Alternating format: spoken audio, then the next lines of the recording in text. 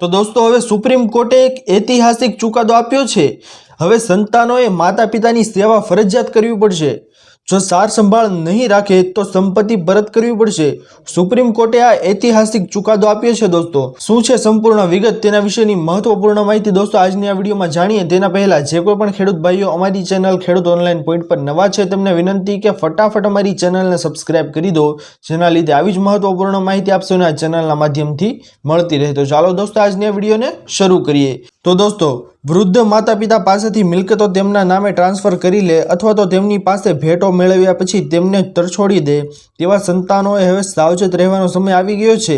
Supreme કોર્ટે આ અંગે ઐતિહાસિક નિર્ણય સંભળાવ્યો છે। હવે જે બાળક આવું કરશે તેનું આવી બનશે। માતા પિતા તરફથી ભેટ અથવા તો મિલકતનો સ્વીકાર કર્યા પછી તેમને તરછોડી દેનાર સંતાનોને હવે ભારે કિંમત ચૂકવવી પડશે। સંતાનોએ મિલકત અથવા ભેટ અથવા તો બંને પરત કરવી પડશે। સર્વોચ્ચ અદાલતના આ નિર્ણયથી એ સંપૂર્ણ રીતે સ્પષ્ટ થઈ ગયું છે કે વૃદ્ધ માતા પિતાની કોઈ પણ કિંમતે સાર સંભાળ રાખવી પડશે।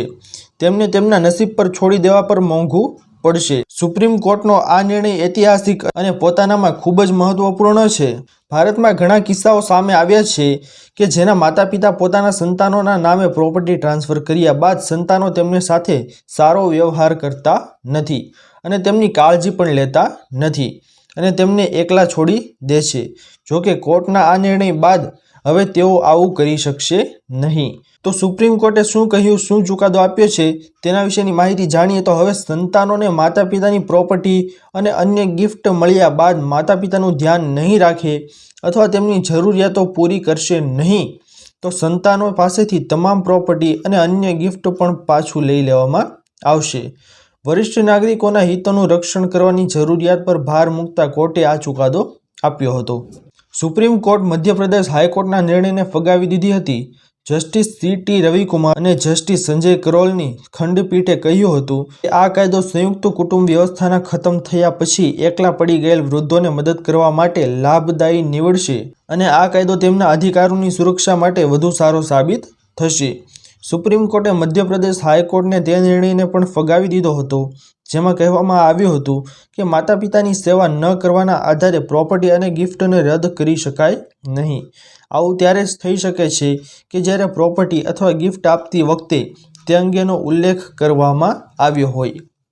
સાથે સુપ્રીમ કોર્ટે એ પણ કહ્યું છે દોસ્તો કે જ્યારે કાયદાના ઉદ્દેશ્યને પૂર્ણ કરવા માટે ઉદાર વલણ આપવાની જરૂર હતી પરંતુ મધ્યપ્રદેશ હાઈકોર્ટે કાયદા અંગે કડક વલણ અપનાવ્યું હતું। આ કાયદાની કલમ 23 જણાવે છે કે જો કોઈ વરિષ્ઠ નાગરિક તેની પ્રોપર્ટી અને ગિફ્ટ તેના સંતાનોને ટ્રાન્સફર કરે છે તો તે શરત સાથે હશે કે તેઓ તેમની સંપૂર્ણ કાળજી રાખશે અને તેમની બધી જ જરૂરિયાતો પૂર્ણ કરશે અને જો આવું કરવામાં નિષ્ફળ જશે તો તેમની પ્રોપર્ટી ટ્રાન્સફર રદ બાતલ જાહેર કરવામાં આવશે અને આવા કિસ્સામાં પ્રોપર્ટીનું ટ્રાન્સફર છેતરપિંડી અથવા તો બળજબરી કે અયોગ્ય પ્રભાવ દ્વારા કરવામાં આવ્યું હોવાનું માનવામાં આવશે।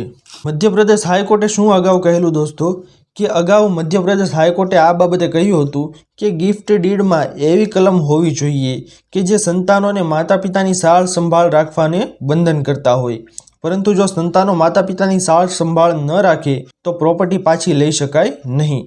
જોકે હવે સુપ્રીમ કોર્ટ હાઈકોર્ટના આ નિર્ણયને ફગાવી દીધો છે। કેસ શું હતો દોસ્તો તેની સંપૂર્ણ માહિતી આપને જણાવીએ તો તાજેતરમાં કોર્ટ સમક્ષ એક કેસ આવ્યો હતો જેમાં એક વૃદ્ધ મહિલાએ તેમના પુત્રને ટ્રાન્સફર કરાયેલી પ્રોપર્ટીને રદ કરવા માટે અરજી કરી હતી કારણ કે તેનો પુત્ર પ્રોપર્ટી હાંસલ કરી લીધા પછી તેની કાળજી લેતો ન હતો।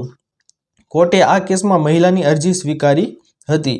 કોર્ટે કહ્યું કે આ કાયદો લાભદાયી કાયદો છે જેનો ઉદ્દેશ્ય વરિષ્ઠ નાગરિકોના અધિકારોને તેમની સામેના પડકારોને ધ્યાનમાં રાખીને સુરક્ષિત કરવાનો છે।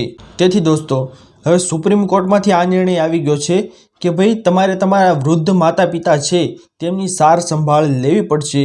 જો તેવું કરવામાં નહીં આવે તો તેમના દ્વારા આપવામાં આવેલી આ પ્રોપર્ટી છે, મિલકત છે, જે બક્ષિસ દસ્તાવેજથી આપેલી છે, જે કાયદેસર વારસદાર તરીકે આપેલી છે, તો તેવી પ્રોપર્ટી છે તે દોસ્તો પરત છે તે જપ્ત કરી લેવામાં આવશે। તેથી તમારે તમારા માતા પિતાનું ખાસ ધ્યાન રાખવાનું રહેશે અને આ ખૂબ જ સરસ મજાનો ચુકાદો છે તે સુપ્રીમ કોર્ટ દ્વારા આપવામાં આવેલો છે।